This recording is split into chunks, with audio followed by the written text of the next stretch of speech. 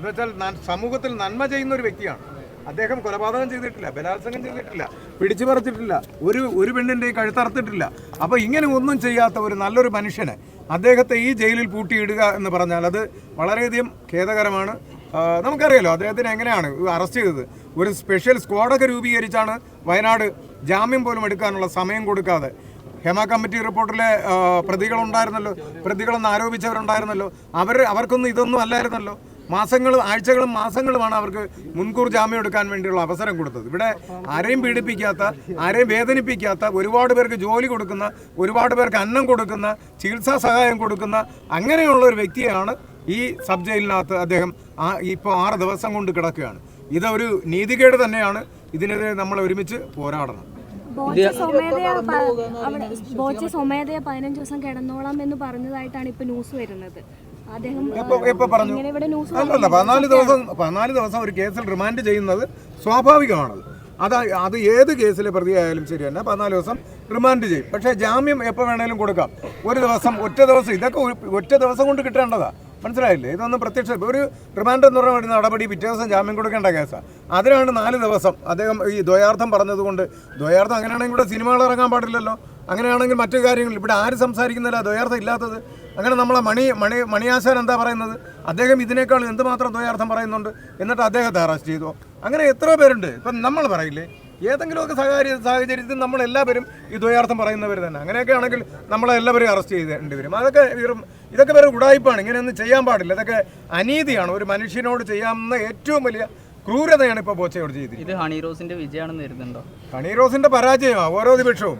അതിന് മാറ്റമൊന്നുമില്ല. ഹണി റോസ് നശിക്കാൻ പോവുക. അതിനുള്ളതാണ് ഇപ്പോൾ നടന്നുകൊണ്ടിരിക്കുന്നത്. കാരണം എന്ന് പറഞ്ഞാൽ ഓരോ ദിവസവും അദ്ദേഹം ജയിലിൽ കിടക്കുമ്പോൾ ആർക്കാണ് ഇവിടെ പിന്തുണ കൂടുന്നത്? ഹണി റോസിനാണോ? ഹണി റോസിന് ഒരിക്കലും പിന്തുണ കൂടുന്നില്ല, കുറയുകയാണ്. അതാദ്യം മനസ്സിലാക്കണം. ഇവിടെ ജനകീയ ഭരണമാണ് ഇവിടെ നടക്കുന്നത്. നമ്മുടെ ഭരണഘടനയിൽ ജനാധിപത്യമാണ് അത്. അപ്പോൾ ജനങ്ങൾക്ക് പറയാനുള്ള അഭിപ്രായം പറയും. ആ അഭിപ്രായം പറയുമ്പോൾ അതിൽ ആർക്കും പൊള്ളേണ്ട കാര്യമില്ല. അവരുടെ വിജയമല്ല. മനസ്സിലായില്ലേ? ഇറങ്ങിക്കഴിഞ്ഞാലും അദ്ദേഹത്തിൻ്റെതായിട്ടുള്ള തനതായ ശൈലിയിൽ അദ്ദേഹം പറയണമെന്നാണ് എൻ്റെ അഭിപ്രായം.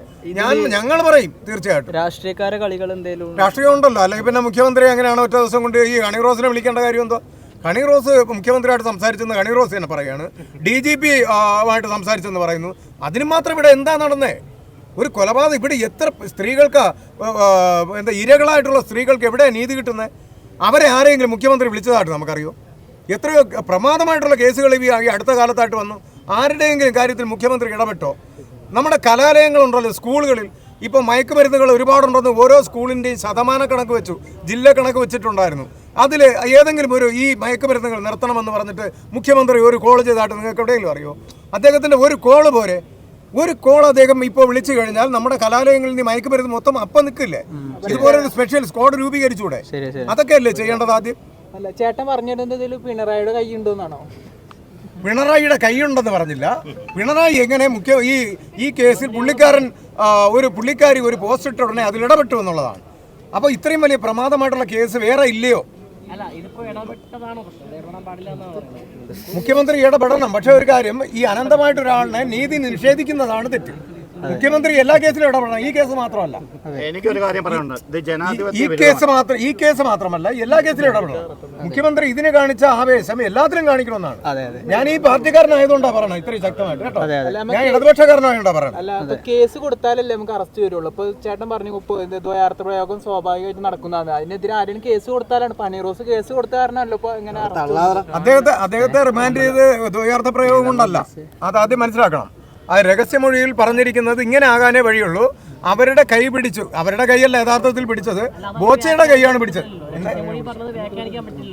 വ്യാഖ്യാനിക്കാമല്ലോ. അല്ലല്ല, ഈ ഡബിൾ മീനിങ് പറഞ്ഞെന്ന് പറഞ്ഞു ഒരു കമന്റ് ഇട്ടത് കൊണ്ട് ഒരാളെയും അറസ്റ്റ് ചെയ്ത് റിമാൻഡ് ചെയ്യാനുള്ള വകുപ്പില്ല ഇന്ത്യൻ ഭരണഘടനയിൽ. അതാദ്യം മനസ്സിലാക്കണം. അപ്പോൾ അങ്ങനെ റിമാൻഡ് ചെയ്തിട്ടുണ്ടെങ്കിൽ അവരുടെ കൈ പിടിച്ചു, അതിന് വേറെ എന്തെങ്കിലും അർത്ഥം അവർ ഈ രഹസ്യമൊഴിയിൽ പറഞ്ഞിട്ടാണ്. തീർച്ചയായിട്ടും തളരുതേ, പുള്ളിക്കാരൻ ഇപ്പോൾ വീഴും. ചേട്ടൻ എന്താ തോന്നുന്നു പരാതി വഴിക്കാൻ ഇത്ര വൈകിന്ന് വിചാരിക്കുന്നത്? ഏതില് ചേട്ടൻ കൈ പിടിച്ചു എന്ന് പറഞ്ഞിട്ടുണ്ടല്ലോ. 4 മാസം കഴിഞ്ഞാ പരാതി കൊടുത്തത്. അതെന്തുകൊണ്ടായിരിക്കും? 4 മാസം. അത് നമ്മൾ മനസ്സിലാക്കേണ്ട ഒരു കാര്യം. 4 മാസം കഴിഞ്ഞാണ് പരാതി കൊടുത്തത്. അപ്പൊ ഇതിന്റെ ഇടയ്ക്ക് ഒരു ഗൂഢാലോചന ഉണ്ടെന്ന് പറയാൻ കാരണം അതാണ്.